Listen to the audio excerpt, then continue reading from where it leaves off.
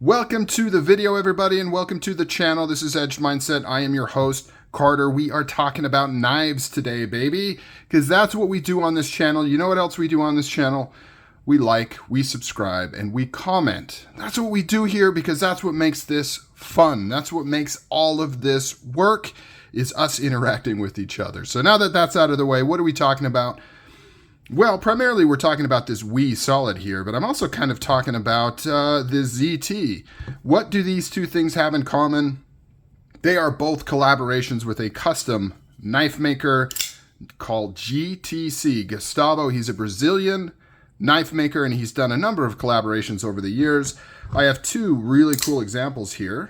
One, because this one's pretty old, and two, because they're very, very similar. They have the same features, similar styling, and so it's kind of cool to do a comparison. But the primary thing we're going to be talking about and reviewing is this Wii Solid here. Now, I'm not the biggest Wii knives fan in the world, but I do appreciate some of the risks they take. I do appreciate that they make large knives in a world where large knives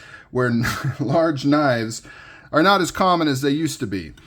They do a lot of cool bolt choices, and they collaborate with a lot of cool makers, and this is one of them. So before we get into the fun, juicy bits on why I like this knife so much and why I think everybody should have at least one of these if you are able to, this is on the pricier side, and it is lower on the practicality scale. So if that is off limits for you, then I totally understand. Maybe this video isn't for you. I still would like you to hang out, participate, and be a part of the whole thing. But I get if this is not your cup of tea, because this is not a standard, affordable, practical knife, but it is very, very cool and very, very high quality.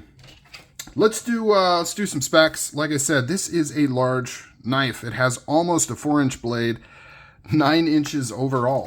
Very, very large in stature. Let's do pivot to pivot comparison to the PM2, which is my favorite comparison knife that I own. I also think everybody should have a Paramilitary 2 in their collection if they can. You can see how it's quite a bit larger, but, you know, I don't know. I like big knives. I'm not scared of them. I like big knives, and I cannot lie. Let's get these off of here. Let's do a weight.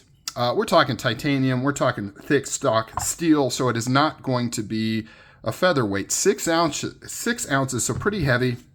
Paramilitary 2, just for comparison, 3.8. So over 2 ounces heavier.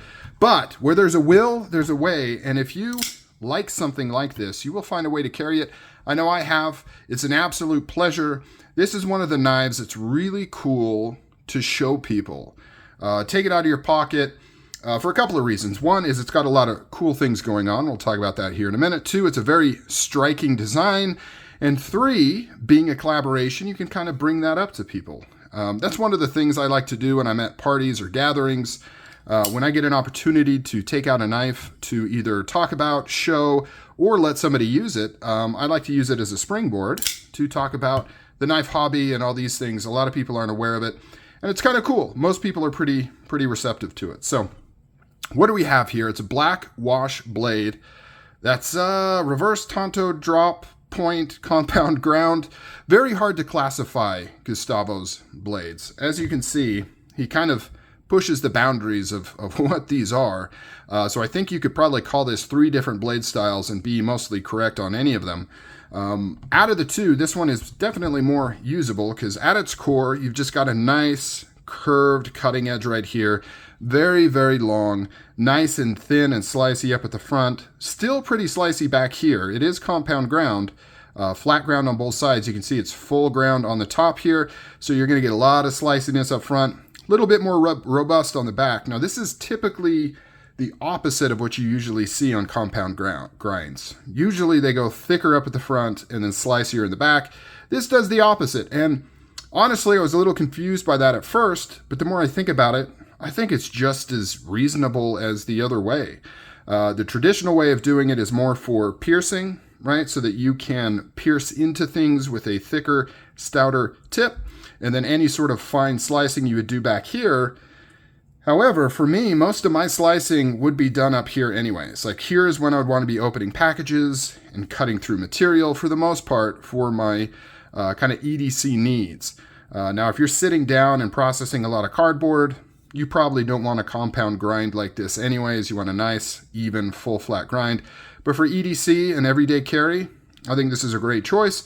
Now, is it the most practical like I mentioned before? No, absolutely not.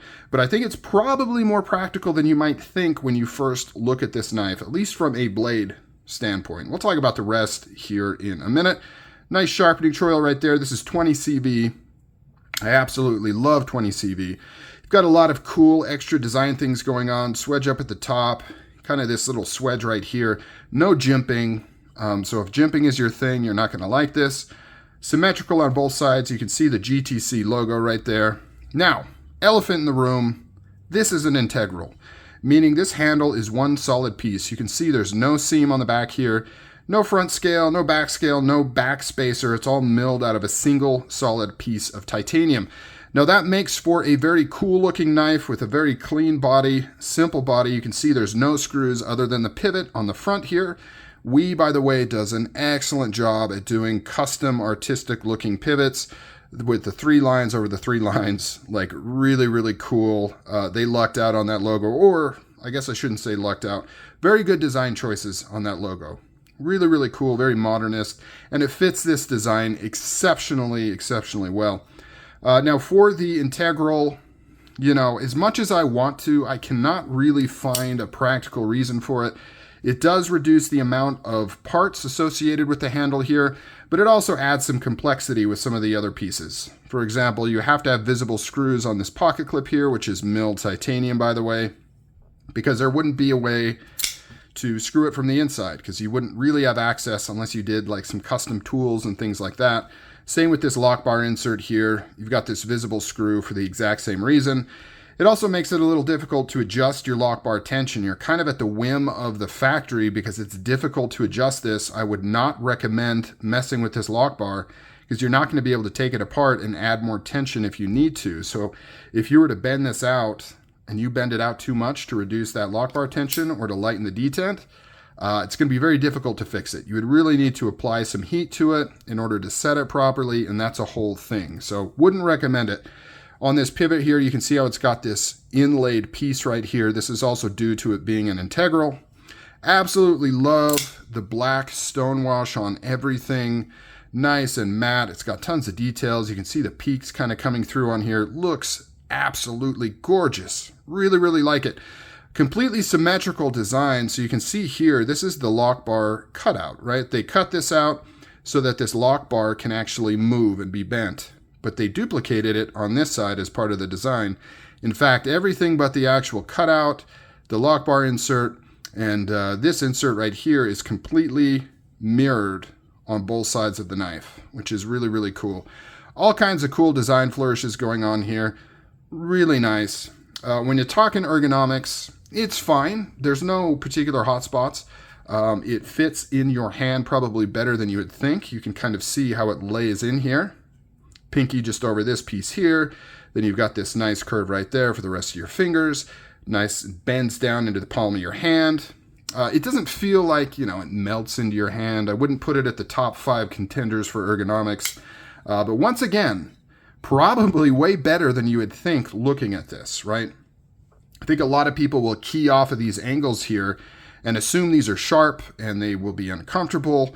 But they're really not. These are all melded, nice and soft, and most of these are not super deep, right? I mean, this one kind of looks like it, but you don't engage with that on your hand at all.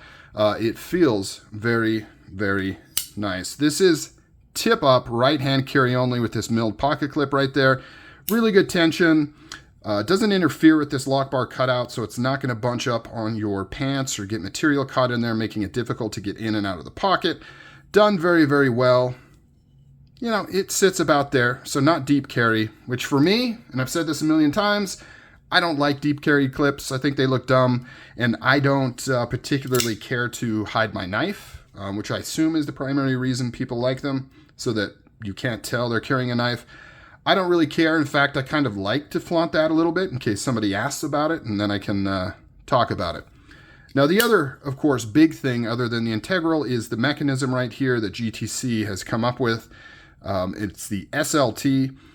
Basically, it's a spring-loaded hidden flipper. So in the closed position, it's springed up so you can't really, it doesn't stick out, right? You can see it up at the top here. It doesn't really stick out. To flip the knife, you grab it, you move it down, and then you have amazing flipping action. And conversely, it folds up right in the front here, so it doesn't get in the way of handling it, doesn't bump into your fingers, and more importantly, it's not hitting whatever material that you are trying to cut. So for example, and this one isn't the best example because this is a pretty small flipper, but you can see how that flipper, it hits the material before the blade does. And so really, if you're trying to cut something against a flat surface, you can't really use the back part of the blade anyways. With this, you don't have that problem. There's no flipper in the way. You can actually get this right down onto the material and cut through whatever you need to cut through. So very, very nice. Now the action on this thing is stupendous. This is one of those, is the pivot loose feelings, right? You go and you drop this thing and it floats down and you think, oh, pivot must be loose. That floats down way too easily. But no, that is not the case. Pivot is completely tight. There's no blade play. Left, right, up, or down. It is rock solid. This lockup is done perfectly. You've got a nice chamfer in here for easy access. Really just thought through top to bottom. Really, really like this one so much. No play in the closed position. Everything is nice and tight and centered. And listen, I bought this with my own money. And in fact, I bought this a long time ago. I just haven't gotten around to doing a review on it yet. For reasons, I don't know. I did an unboxing, first impressions. It's one of those knives that I keep kind of getting out of my collection and playing with and carrying around the house and carrying around town. And I keep saying, I've got to do a full review on this knife because it is a winner. And like I said, I only have 2 WE knives in my collection right now. Never been particularly attracted to most of their offerings, but this is one of the ones I just could not pass up to complement my ZT here, which is, let's see what this is, 055. Very cool. I don't remember what year this came out. It was in the mid-2000s. Has that flipper tab as well. Similar, just more angular. More angular, similar size, more angular. This one's kind of more designed by a triangle, whereas this one's, I guess still angular, just kind of softer. But both very, very cool. I have to say that the WE execution, in my opinion, is hands above the ZT one. Now, I know you can't do a full comparison because this is made in the US, this is made overseas, but barring that, if I had to choose which one I like more, hands down, the WE Solid. Now, this comes in a lot of different finishes. I think they've got like Stonewashed blade and blue anode handle, and there's a bunch. Some of them have some cool like acid milling texturing on there. I went with the all black, which is unusual for me. I don't typically go all black, just not really my thing. But something about the Stonewash on top of it with the bronze accents, it just did it for me. Now, I think these are, they're expensive. I think the retail is like $450. I've seen a bunch of them on sale right now for around $400. If you're interested, you can buy them new. But of course, you can pick these up on the secondary market for under $300. I think I saw one for $275 the other day. So if you are wanting to get one, that might be the route to go. Check out the Facebook forums, Blade forums, something like that. Be careful. Watch out for scammers. But you can pick these up for under $300 if you keep your eyes open. So, all right, guys, GTC WE Solid collaboration, one of my favorites in my collection, honestly, at least production knives that I currently have. I really, really like this one.